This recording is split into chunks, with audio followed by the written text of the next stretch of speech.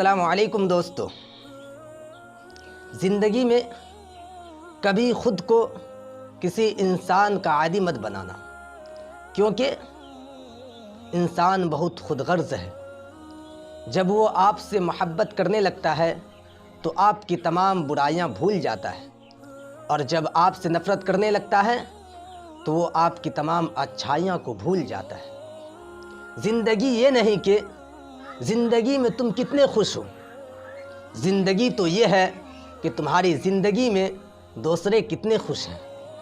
कपड़े तो जिस्म को ढांप लेते हैं, मगर गुफ्तगू एक पल में इंसान की औकात दिखा देती है।